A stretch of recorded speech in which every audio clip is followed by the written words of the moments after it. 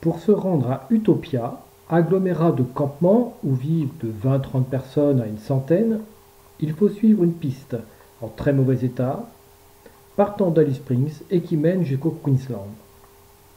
Puis passer le lit asséché de la Sandover River. En poursuivant, vous arrivez enfin à Camel Camp, royaume des sœurs Engel. À Camel Camp, les hommes peignent peu. On y trouve par contre une poignée de femmes inspirées par une thématique, le rêve de prunes sauvages. Ces peintures sont uniquement composées de points qui couvrent toute la surface de la toile. Chaque artiste opte pour une dominante de couleur et un gabarit de points très fins, par exemple pour Angelina Puer, plus épais chez Kathleen Engel.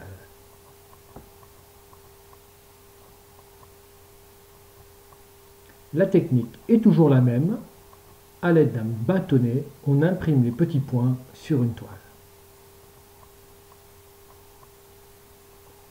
Polly et Kathleen Engel, Pauline et Kathleen Nalla, comme on prononce là-bas, possèdent un style très marqué, très personnel, signe d'une personnalité tout aussi riche et d'une expérience de près de 70 ans de cérémonie et de vie dans le bush. Les deux femmes ont conservé un style de vie très traditionnel.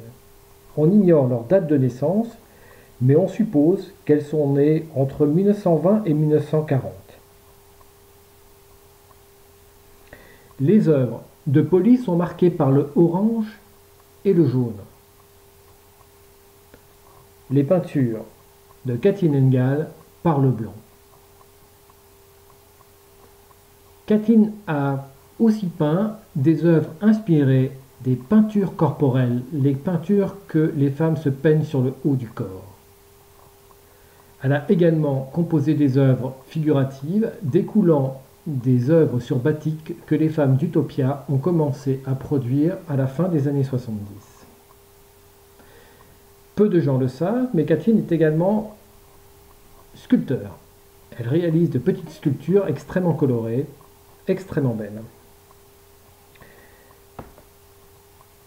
Les œuvres de Polly et de Kathleen sont un mélange entre les connaissances traditionnelles de leur pays, c'est-à-dire de la terre dont elles sont la gardienne spirituelle, du côté d'Alpara, et une expression plus personnelle. Des milliers de points sont déposés sur la toile, très souvent des points colorés, que Kathleen ensuite va recouvrir de points blancs qui laissent apparaître le fond coloré uniquement par intermittence et comme par transparence, offrant des contrastes subtils.